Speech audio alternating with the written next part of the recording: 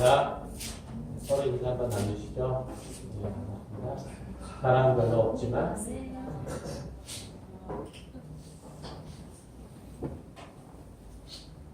말씀 함께 나누도록 하겠습니다. 하나님께서는 하고자 하시는 자를 공률하게 여기시고 또 하고자 하시는 자를 완악하게 하신다라고 얘기를 하죠. 즉 인간의 구원은 하나님의 절대 주권적인 행위로서 인간의 조건 혹은 자격 여부나 이런 것들이 손끝만큼도 그 사이에 끼어들 여지가 없고 그것 때문에 구원 여부가 판가름되지도 않는다고 말하는 거죠. 그것은 오직 자비롭고 은혜롭고 노하기를 더디하시고 인자와 진실이 풍성하신 하나님이 그에게 본다는 그 사람에게 은택을 베푸셨기 때문에 일어난 일들이라는 거죠.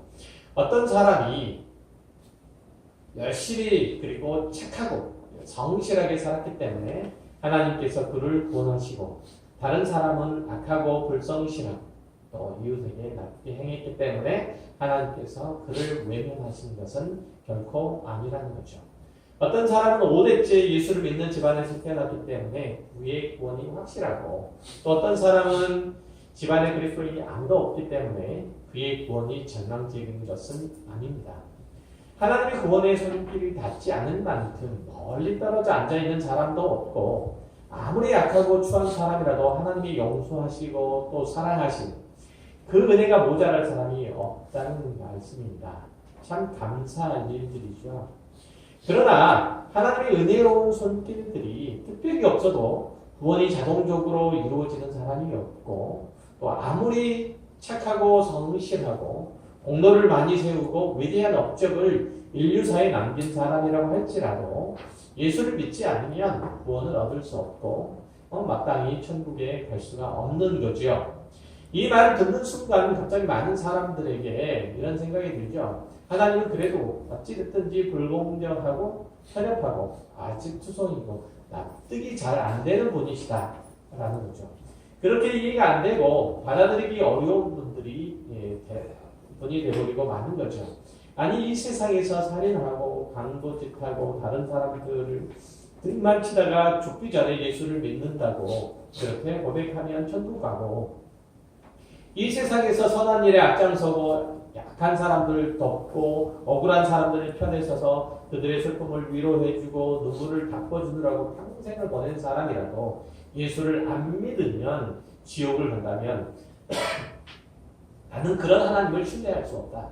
나는 그런 하나님을 인정할 수 없다. 나는 그런 하나님은 믿을 수 없다. 라고 얘기하는 자들이 종종 있죠. 하나님께 대한 이런 불만, 의구심 이런 것들이 사회 여기저기서 떠돌아다니고 믿지 않는 많은 사람들이 이런 논리에 붙잡혀 있어서 자기 합리화를 시키죠.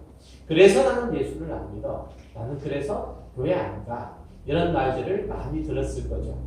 그러나 하나님께서는 누군가를 공률히 여기셔서 구원을 하신들은 그가 하나님의 일들에 공헌을 했다거나 하나님께 칭찬을 받을 만한 그런 업적을 세웠다거나 최소한 아무런 흠도 없고 잘못도 없는 그런 상태에 있을 때 일어난 일들이 아니라는 거죠.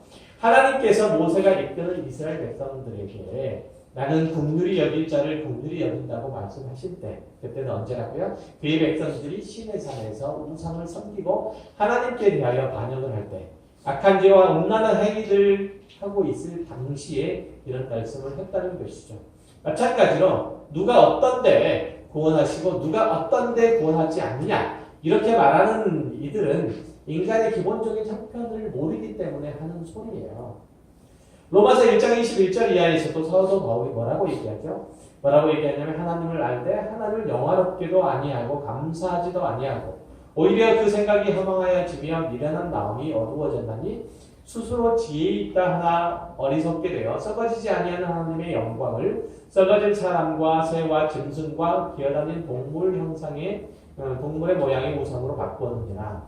그러므로 하나님께서 그들의 마음을 정욕도로 돌아오게 내버려 두사 그들의 몸을 서로 욕되게 하게 하셨으니 이는 그들이 하나님의 진리를 거짓 것으로 바꾸어 피조물을 종을 주보다 더 경배하고 섬기리라. 주는 곧 영원히 찬송할 이시로다. 아멘.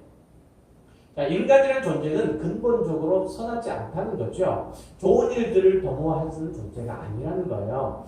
가장 먼저는 하나님이 자신들이 영원한 찬송과 경배를 받으셔야 하는 분임을 인정하지 않고 오직 자신만을 최고로 섬길 자로 여기고 자신의 헛된 욕망들과 거짓된 마음들이 요구하는 대로 쫓아 살아가는 게 인간의 보편적인 형편이에요. 그 결과 죄악으로 점철된 삶을 살 수밖에 없다는 게 성경이 고발하고 있는 인간의 지금 상태인 거죠. 그런 인생을 살아가는 인간의 모습은 하나님께서 조장하셔서 생긴 것도 아니고 방치하셔서 만들어진 것도 아니에요. 그들이 고약한 습관과 악한 의지가 적극적으로 하나님의 의로우심과 선하심을 등지고 죄악을 향해서 가도록 만든 거죠. 그 결과 그의 삶의 모든 영역과 그 걷는 걸음마다 시기와 살인과 분쟁과 악독과 교만과 무정함과 무자비함들이 넘쳐나게 된 거예요. 하나님께서 인간을 구원하시고자 하셨을 때 우리의 상태가 이랬다는 겁니다. 우리 모두가 다 이렇게 죄인이고 하나님의 영원한 형벌을 받아야 마땅한 자들이었다는 겁니다. 우리 육체의 생명이 연장될수록 우리가 할 수 있는 일들이라고는 죄를 지어서 하나님의 진노를 쌓아서 결국은 그 행위를 따라서 심판을 받아 지옥에 떨어질 수밖에 없는 존재라는 겁니다. 그런 인간의 운명 가운데서 하나님께서 개입하셔서 그들중 몇 명을 구원하셨다고 해서 비난을 받을 만한 일들은 아니죠. 벌 받아야 마땅한 이들에게 벌을 내리셔야 되는데 그것은 그들 스스로 초래하는 것들인데 그것들을 하나님께서 용서하셨다고 하나님이 손가락 받을 일들을 하신 것은 아니란 얘기죠. 그것은 그들이 벌을 받아야 되는 것들은 그들이 스스로 받는 것들은 그 악한 자가 더욱 그 마음이 완악하자해져서 더욱 곤란한 지경에 빠지게 된 것뿐이어서 하나님께서는 그들을 그대로 내버려두기를 원치 않으신 거죠. 하나님은 악한 애굽의 바로의 마음들을 그대로 내버려 두심으로써 그 악을 심판하셨다는 거죠. 그가 이스라엘에 대해서 악한 마음들을 품을수록 악한 행실로 그의 백성들을 괴롭힐수록 하나님의 능력은 만천하에 알려질 것이고 하나님의 권세는 온 우주까지 떨쳐질 것으로 그렇게 얘기를 하고 있다는 거죠.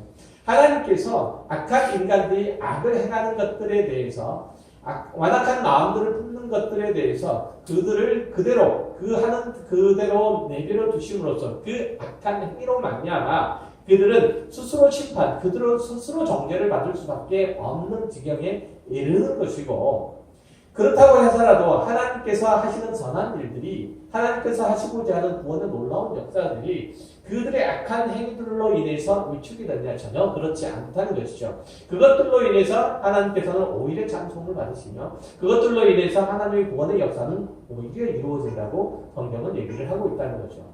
하나님께서 아브라함과 이삭과 야곱을 선택하시고 그들을 통해서 언약을 이루시기 위해서 그 후손을 애굽으로 이주시키고 그곳에서 큰 민족을 이루게 하신 것은 놀라운 하나님의 은혜임에 틀림없어요. 또한 때가 돼서 그들을 애굽에서 해방시켜서 자유민으로서 하나님의 백성이 되게 되어서 살게 하시려고 바로를 안악하게 하셨는데 그것은 하나님의 목적의 일부분이었죠. 그러나 바로 자신에게 있어서 그것은 그가 뜻대로 택한 자신의 행동으로서 그가 처벌을 받아 마땅한 일들이었다는 거죠. 바로가 악하고 못되게 군 것은 하나님께서 사용하셔서 당신의 위엄과 능력과 영광을 드러낸 것이지만 절대적으로 다른 한편에서 볼 때는 그것은 본인 선택일 뿐 그가 악하게 굴 생각이 전혀 없었는데 하나님께서 일부러 그의 마음을 부추겨서 악한 행동을 하도록 발동하신 것은 결단코 아니라는 거예요. 그럼에도 불구하고 우리에게는 여전히 하나님의 어떤 기준, 원칙으로 누구에게는 은혜를 베푸시고 다른 이에게는 그냥 악한 대로 내버려 두시는가라고 하는 의문이 여전히 남죠. 또한 하나님께서 당신의 절대 주권으로 바로를 완악하게 하셨다면 어찌됐든지 하셨다면 바로의 입장에서는 자신의 행위에 대해서 다 책임질 필요가 없지 않는가라고 하는 결론도 남을 수 있어요. 왜냐하면 일반적으로 사람이 자신의 행위에 대해서 100% 자기 책임이 있을 경우에만 하나님의 심판이 진짜로 공유될 수 있기 때문에 그래요. 자신의 행위에 대해서 자신의 한 행위에 대해서 자신의 책임이 100% 있지 않고 그것의 0.1%도 하나님께 대해 하나님께 책임이 있다면 그것은 하나님께서 행하신 그 하나님의 심판이 공의로울 수가 없게 된다는 얘기예요. 이해되셨어요? 그러니까 일반적으로 아까 얘기했던 것처럼 사람이 자신의 행위에 대해서 마땅히 받을 만한 대가를 받을 그런 일들을 했을 경우에 그럴 경우에 하나님이 심판을 했을 경우에만 그 심판에 합당하다는 얘기죠. 그러니까 어쨌든 이런저런 의구심, 이런저런 불만들은 도대체 왜 하나님께서 우리들에게 잘못이 있다고 나무라는가? 하나님께서 절대 주권이 하나님의 어떤 절대 주권이 온 우주 만물과 인간을 포함해서 거기에 움직이는 모든 것들을 주관하신다면 하나님의 절대적인 뜻을 거역할 수 있는 사람은 아무도 없는데 그러면 어떻게 하나님은 인간에게 잘못한 그 책임을 물을 수 있겠습니까? 라고 하는 게 반문이죠. 반문이에요. 이렇게 질문한 사람들이 있을 거예요. 그렇죠? 그렇게 질문한 사람들이 있을 거예요. 이것이 현대 성경을 참고해서 본문 19절을 옮긴 내용이에요. 그러니까 지금 혹 내가 내게 말하기를 그러면 하나님이 어찌하여 허물하시냐 누가 그 뜻을 대적하느냐 하느니 이렇게 얘기하는 19절의 내용들을 현대의 성경에서 번역한 걸 보니까 뭐라고 얘기한다고요? 하나님께서 하나님의 절대 주권이 온 우주 만물과 인간을 포함해서 거기에 움직이는 모든 것들을 주관하신다면 하나님의 절대적인 뜻을 거역할 수 있는 사람은 아무도 없을 건데 그러면 어떻게 하나님은 인간에게 잘못한 그 책임을 물을 수 있겠습니까? 이런 거예요. 이해되셨어요? 본 19절의 내용이에요. 그대로. 이 질문은 어떤 의미에서 당연한 건데 지난주에서 보았듯이 로마서 9장 16절에도 그런즉 원하는 자로 말미암도 아니요 다른 박질하는 자로 말미암도 아니요 오직 긍휼히 여기시는 하나님으로 말미암으니라 이렇게 말하고 있기 때문이죠. 모든 것이 하나님의 주권적인 계획이고 하나님의 뜻에서 나온 것이요 그 결과도 하나님이 원하시는 대로 나올 뿐이라는 거죠. 그러면 우리 입장에서는 좋다. 그 모든 것들을 다 인정한다고 하더라도 구원의 대상은 어차피 우리 인간인데 거기에 대하여 적어도 우리의 동의 거기까지는 아니더라도 수긍 정도도 있어야 되지 않겠느냐라는 볼멘 소리가 나올 것도 해요. 그러나 우리 이런 기대 혹은 이 제기와는 달리 성경은 하나님의 구원 행위와 마찬가지로 하나님께서 강팍하게 하시는 일도 인간에게서 그 조건을 찾는다거나 그의 믿음을 들여놓지 않아요. 이조차도 하나님의 절대 주권에서 나온다는 점을 아주 강조해요. 그러니까 하나님께서 구원하시는 그 일들도 긍휼케 하시는 하나님의 절대 주권적인 행위요. 긍휼히 여기시는 하나님의 절대 주권적인 행위요. 완악하게 하시는 일들도 하나님의 절대적인 주권으로서 심판하시는 하나님, 진노하시는 하나님, 공의로우신 하나님의 주권적인 행위라고 아주 분명하게 얘기를 하고 있다는 거죠. 사실 사도 바울은 하나님의 절대 주권과 인간의 책임, 요 사이의 조화나 아니면 최소한의 긴장을 해소할 논리적인 해결책, 이런 것들을 제시하지 않아요. 사도 바울은. 이 성경의 어느 곳에도 제시 않아요. 그러니까, 우리가 생각할 때에 하나님의 절대 주권, 그리고 인간의 책임은 서로 양끝단에 있잖아요. 그렇죠? 하나님의 절대 주권이 강조되면 될수록 인간의 책임은 점점 뒤로 물러나게 되고 후퇴하게 되죠. 하나님의 절대 주권이 100%라면 모든 일어난 일들에 대해서 100%라면 인간의 책임은 하나도 없는 거예요. 그렇죠? 인간의 책임이 100%라면 하나님의 절대 주권은 역시 마찬가지로 하나도 없는 셈이 되고 우리의 논리상으로 볼 때 그렇죠? 그렇게 된다는 거죠. 그런데 이러한 성경은 어떤 면에서는 하나님의 절대 주권 이렇게 얘기를 하고 어떤 면에서는 인간의 책임 이렇게 얘기를 하는데 인간의 책임과 하나님의 절대 주권 사이 조화를 만들어내려고 하지 않는다는 얘기예요. 그러면서도 하나님의 진노와 하나님의 심판은 정죄는 인간의 책임이고 더 나아가서 유대인들이 하나님의 정죄를 받는 것 이런 것들이 하나님을 믿지 않는 완악함 때문이라고 얘기를 해요. 그러니까 모든 것들이 하나님의 절대 주권이지만 또 모든 것들이 인간의 전적인 책임이다 이렇게 얘기를 한다는 얘기예요. 쉬운 말로 얘기하면 바울이 인간의 구원은 아까 얘기했던 것처럼 하나님의 주권이다. 오직 하나님께서 100% 은혜로 우리를 구원하는 거다. 이렇게 말했더니 그러면 사람이 노력해야 될 일들은 하나도 없습니까? 그러면 인간의 책임은 하나도 없네요. 그랬더니 아니 인간의 책임도 100%야. 이렇게 얘기를 하고 있는 거예요. 그렇다면 여러분들의 마음속에서는 그렇게 생각이 이게 말이 되냐? 라는 생각이 들 수도 있어요. 하나님의 주권이 강조될수록 인간의 책임은 줄고 반대로 하나님의 주권이 줄어들수록 인간의 책임은 커져야 되는 것이 이게 상식인데 그러나 하나님과 우리의 일들 사이 특별히 구원의 일들에 대해서는 그 모든 것들이 하나님의 절대 주권이면서도 인간의 전적인 책임이라고 성경은 얘기를 해요.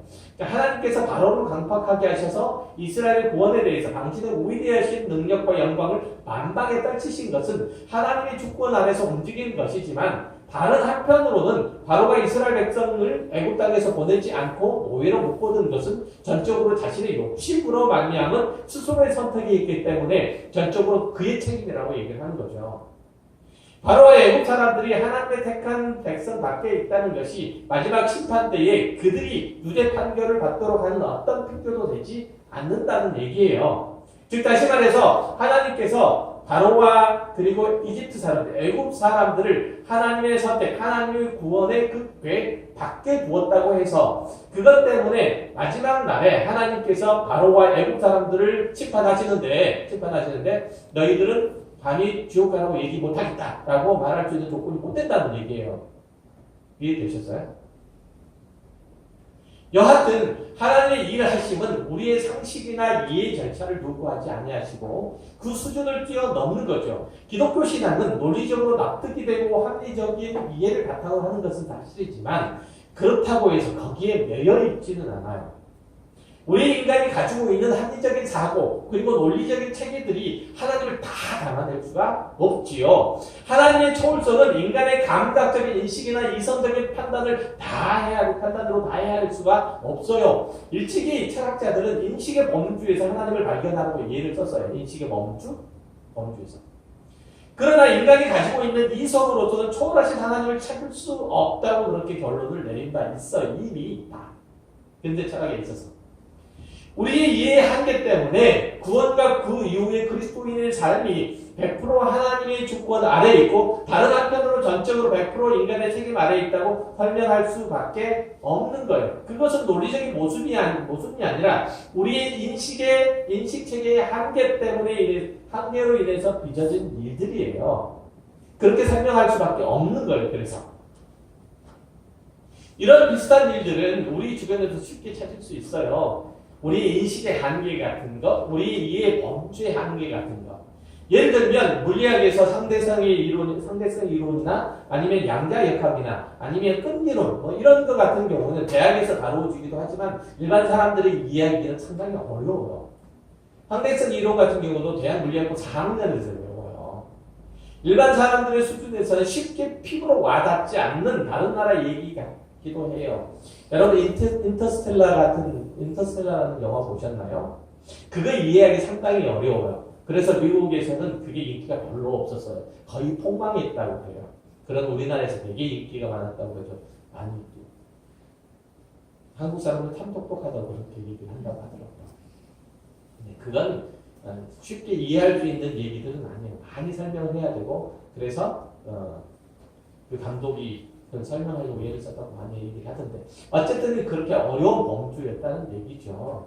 마찬가지로 하나님의 존재 양식인 삼위일체를 바로 이해하기 어렵죠. 또한 하나님이 하시는 일들도 우리 인간이 모두 이해하고 납득할 수는 없어요. 그래서 우리가 종종 이렇게 말하죠. 하나님 왜 나에게 이런 일들을 겪게 하십니까? 이해 못하니까요. 하나님 저를 왜 이렇게 취급하십니까? 납득이 잘 안 되니까요. 하나님 나에게 왜 이런 일들을 만들어 주십니까? 라고 얘기를 하죠. 당장 우리들에게 닥친 일들조차도 잘 헤아릴 수 없고 잘 쉽게 소화할 수 없기 때문에 그저 하나님은 그냥 우리의 믿음으로 그냥 선하고 의로우시고 더구나 하나님께서는 우리들의 아버지이시기 때문에 결코 나에게 손해가 되는 일들을 시키시지 않으실 것이다. 이런 막연한 기대만 있을 뿐이에요.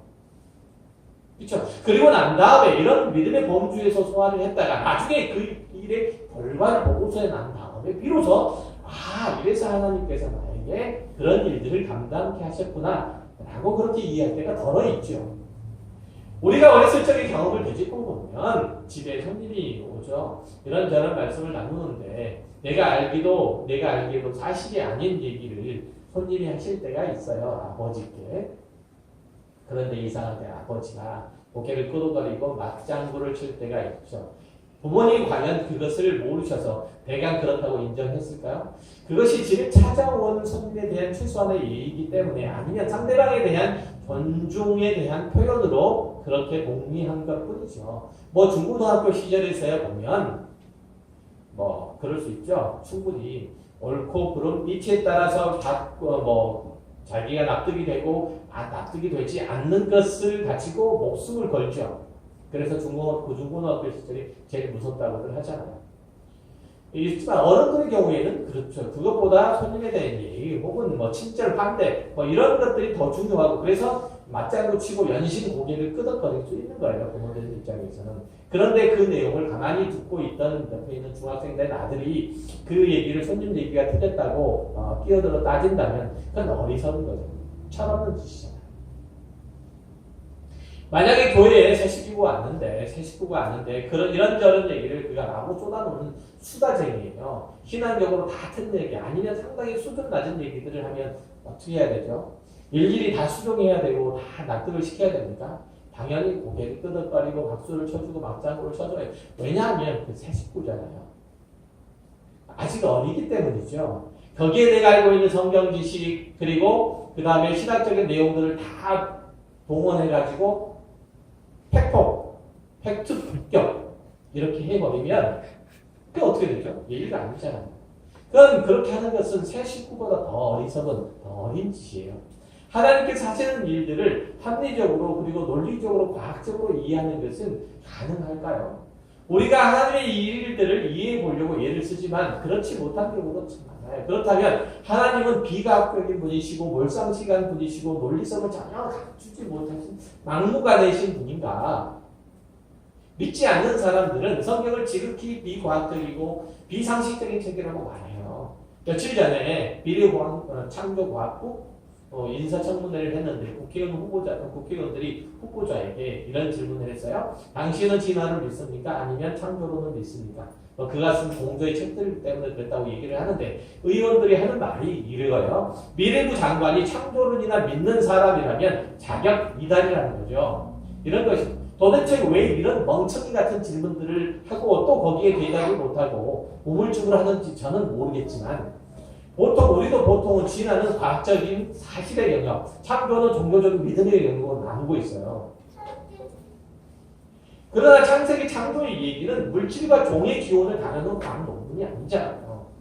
그것은 단지 하나님은 누구신지에 대한 대답일 뿐이에요. 출애굽한 이스라엘 백성들에게 그들을 억압하고 착취했던 제국의 왕인 바로 애굽의 왕인 바로에 비해서 이제 그들을 인도하시는 하나님, 그들의 왕이 되실 하나님이 누구신지 그 권위와 그 능력 그리고 그분이 인간을 구원하시기 위해서 어떤 계획을 세우셨는지 그 계획을 세우시고 그것을 이루어 가시는 하나님이 얼마만큼 무한한 능력이 많으신지에 대해서 설명해 주시는 그것들을 설명하고 전파하고자 하는 그런 구절일 뿐이라고 하는 거죠. 하나님의 성품은 어떠한 건지 가르쳐주기 위한 책일 뿐이에요. 성경은.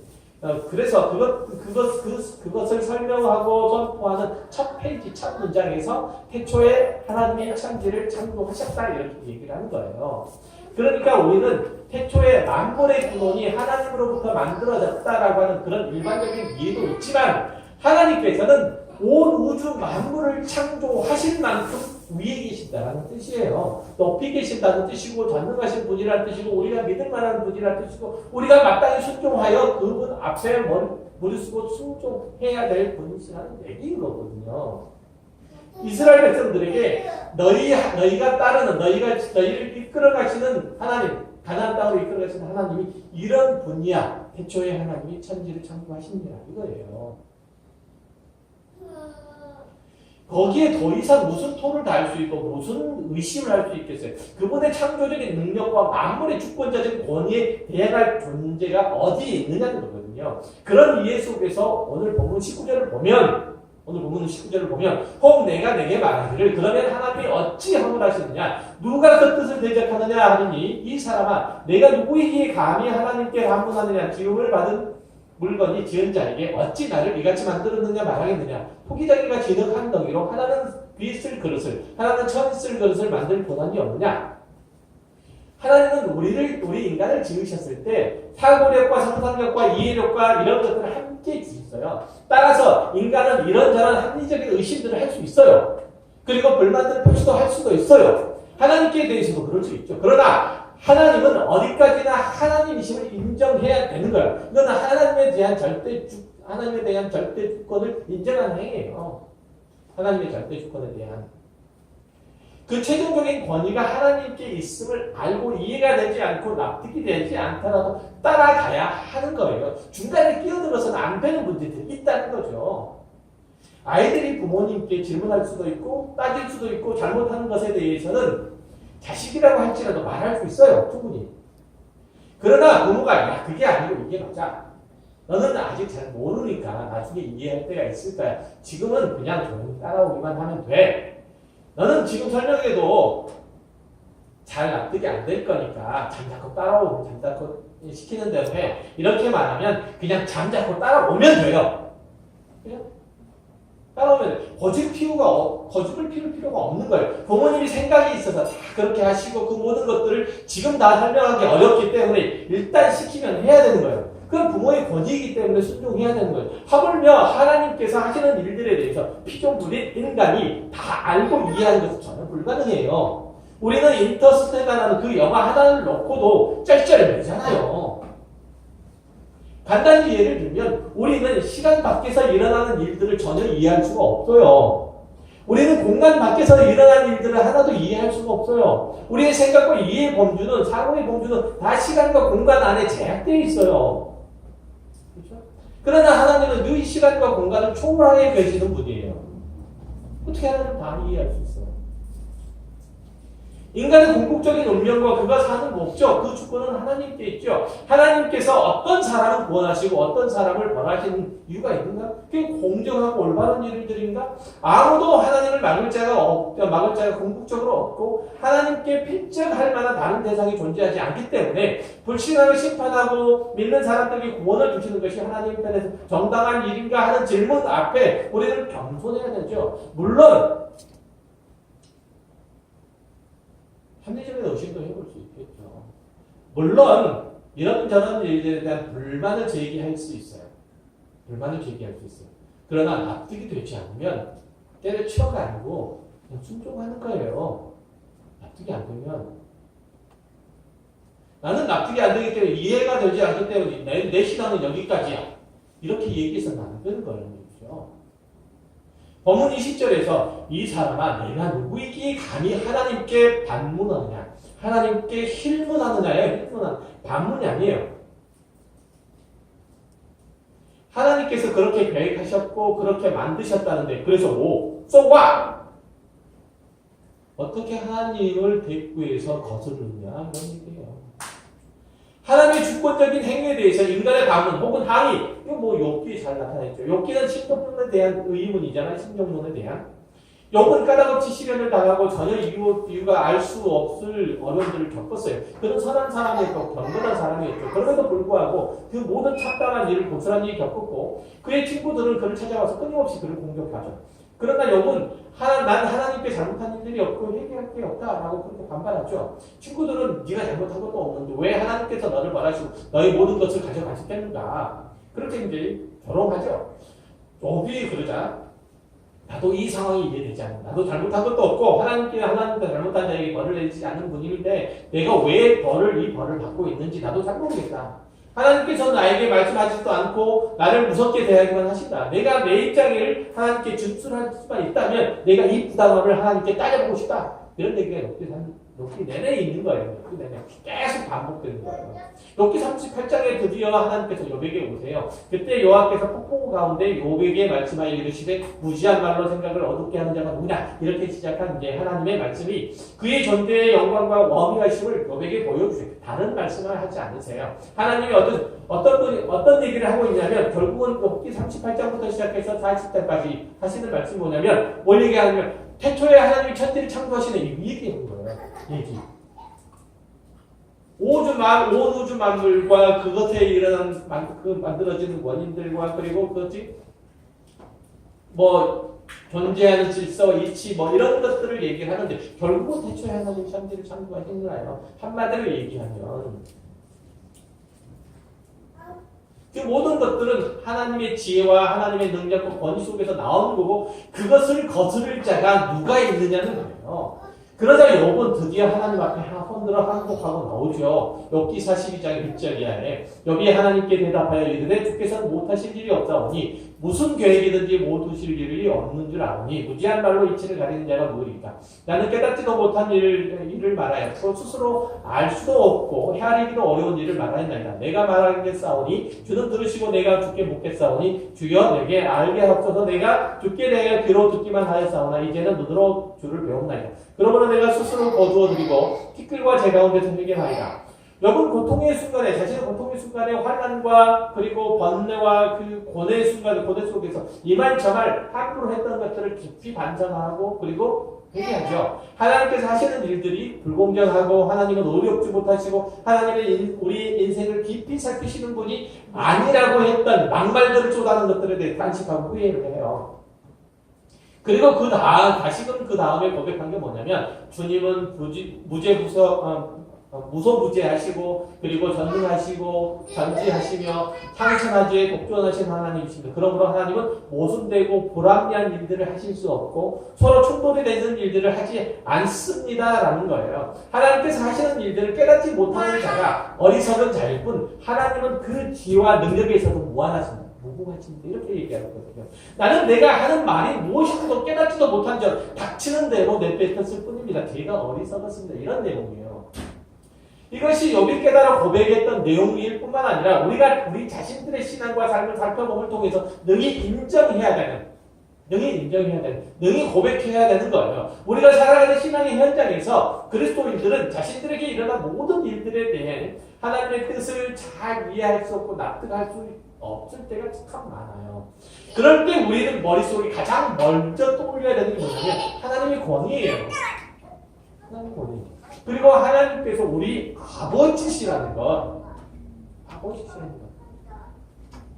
그런데 현대인들이 앓고 있는 심각한 질병은 뭐냐면 권위에 대한 거부예요. 상하 질서에 대한 혐오인데 그 질병은 그리스도인도 똑같이 앓고 있어요.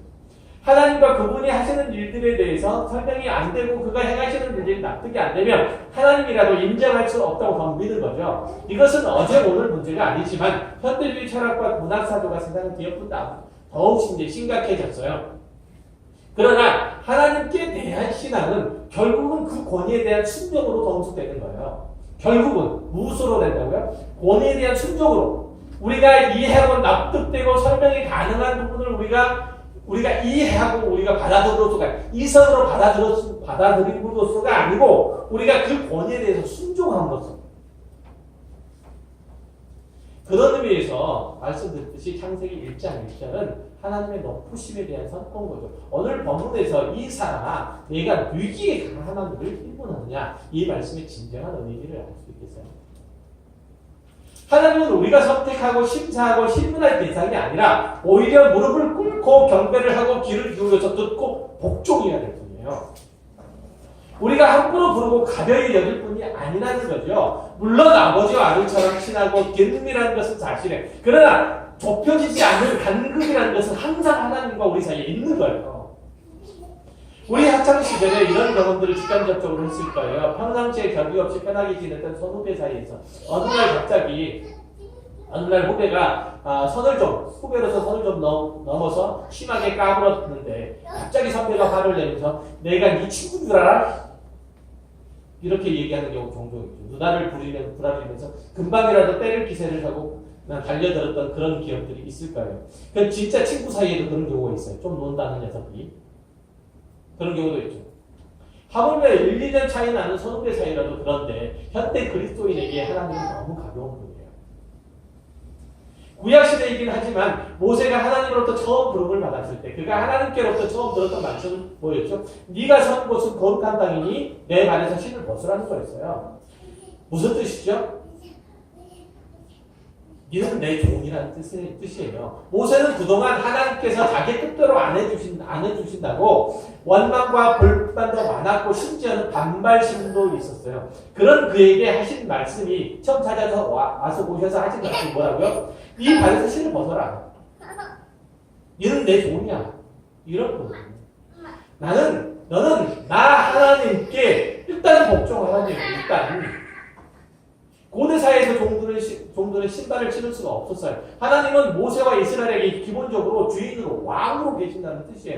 따라서 하나님께서 그에게 요구하는 것은 예의를 갖추라는 거예요. 예의를. 하나님께서도 여호수아에게도 동일한 요구를 하세요. 여호수아 5장 13절 이하에 보면 여호수아가 여리고에 가까이 이르렀을 때 하나님의 군대 장관이 나타나세요. 그를 격려하기 위해서 그와 함께 싸우시는 것을 하나님께서 그에 앞서가서 싸우시는 것을 말씀하시기 위해서 여호와의 군대 장관을 직접 오세요. 여호수아에게 말씀하시려고 해요. 그때 여호수아가 얼굴을 땅에 엎드려대고 절을 하고 예를 갖추죠. 군대 장관임을 알고 군대 장관이 여호수아에게 이렇게 얘기해요. 내 발에 신을 벗으라. 내가 선 곳은 거룩하니라. 이렇게 말씀하세요. 똑같이. 우리는 하나님 앞에 서면 일단 이렇게 물어요. 하나님은 지금 내 편이십니까? 아니십니까? 하나님은 내가 요구하시는 것을 들어주실 생각이 있으십니까? 없으십니까? 이걸 물어요. 그러나 여호수아에게 말씀하시는 하나님은 지금 저와 여러분에게 말씀하세요. 내 발에서 신발을 벗어라. 여러분은 하나님께 예의를 갖추고 계십니까? 여러분은 하나님을 절대 주권자로 삼고 계십니까? 그리고 여러분의 삶과 신앙의 모든 행위들이 그것을 뒷받침해주고 있습니까? 물론 하나님은 우리에게 골종을 요구하시지는 않으세요. 우리가 하나님을 신뢰하고 사랑하고 경외하도록 충분히 들어주시고 채워주시고 설득시키고 크신 사랑을 베푸셔서 우리로 하여금 충분히 하나님을 알 수 있도록 하고 그 하나님께서 우리의 마땅한 경외를 받으셔야 합당한 분이시라는 것을 우리의 삶 속에서 충분히 경험토록 알 수 있도록 해주시죠. 그러나 우리의 불손한 호기심을 채울 답을 주신다거나 우리의 무례하고 무질서한 행위들을 마냥 기뻐하시지는 않는다는 거예요. 특별히 하나님과 우리 사이에는 넘을 수 없는 선, 간극이 존재한다니까요. 하나님은 창조주이시고 우리는 그의 피조물이에요. 이 넘을 수 없어요. 하나님이 우리의 삶을 주관자이심을 알고 그 앞에 머리를 조아려야 하는 것이 신앙이지 우리가 하나님을 우리의 삶 가운데 끌어다 놓는 것이 신앙이 아니에요. 기독교 신앙의 목표는 결국은 마음을 다하고 목숨을 다하고 뜻을 다해 하나님을 사랑하는 것이기 때문에 구약시대처럼 딱딱한 형식에 매이지는 않아요. 이런 것들을 의식적으로 혹은 형식적으로 이런 것들을 매이지는 않지만 그럼에도 불구하고 모든 형식을 파괴한 후에 무엇으로 하나님을 사랑하는 마음을 그 내용을 담을 수 있겠어요? 모든 형식들 다 파괴하고 나의 생명이신 여호와여 내가 주님을 사랑합니다. 이렇게 찬송하면서 눈물 콧물을 흘리면 정말 하나님을 사랑하시는 거냐? 이런 얘기죠. 아니라는 거죠. 하나님이 나에게 원하시는 것, 하나님이 나를 통해서 이루시려고 하는 것, 하나님이 내 안에 채워 넣으시려고 하는 것, 그런 것들이 무엇인지 알려고 예를 쓰고 기쁨으로 그것을 감당하는 거예요. 이게 하나님을 아는 자의 모습인 거죠. 하나님을 알수록 하나님에 대한 이해를 깊이 하면 할수록 하나님을 경험을 많이 하면 많이 할수록 하나님에 대한 지식을 쌓아가면 갈수록 성경에 대한 이해와 그 깊이를 더해가면 더해갈수록 우리는 하나님 앞에서 멈둘 바를 몰라하는 거죠. 그냥 까불지 않아요. 아브라함은 100세 때 낳은 그 아들을 바치라는 하나님의 명령을 듣고 그 다음날 새벽으로 집을 싸서 이삭을 데리고 모리아산으로 갔어요.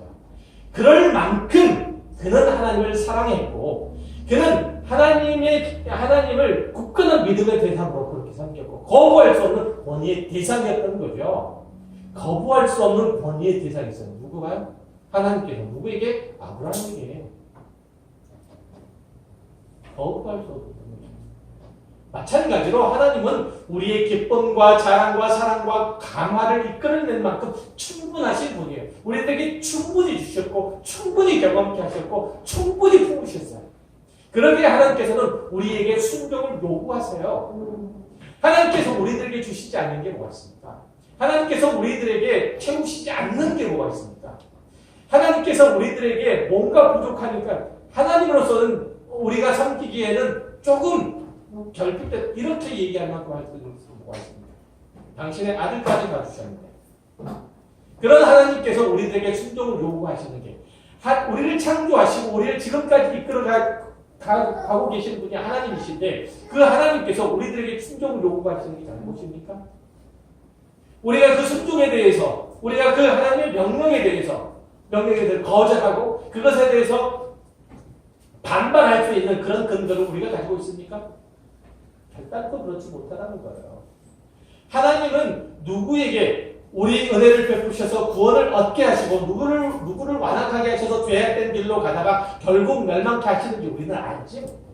그러나 우리 그리스도인들은 그 하나님이 은혜롭고 자비롭고 노하시길 더디하시고 인자와 긍휼이 풍성하신 하나님을 알아요. 그리고 그 아들을 주셔서 구원의 길들을 열어놓으시고 아무도 영벌 가운데 들어가지 않기를 원하신다는 것도 역시 알죠. 그 사랑 안에 사는 자로서 우리가 벗어야 할 신이 혹시 없는지 우리가 내려놓아야 할 신앙의 허상이 없는지 돌아봐야 될 필요가 있어요. 우리가 하나님께 대하여 순종할 만한 타당한 요구 조건과 그러한 이유를 찾아내야만 하는 그 강박으로부터 벗어나야 될 필요가 우리는 있다는 거예요. 그래서 보다 깊고 그리고 보다 진중한 온유한 하나님의 자녀로서 하나님 앞에 그리고 세상 앞에 서서 하나님께서 우리들에게 허락하신 하나님의 백성으로서 그 자녀로서 놀랍고 영광스러운 승리 다 누리시기를 주의 이름으로 축원합니다. 기도하겠습니다. 하나님 아버지 감사합니다.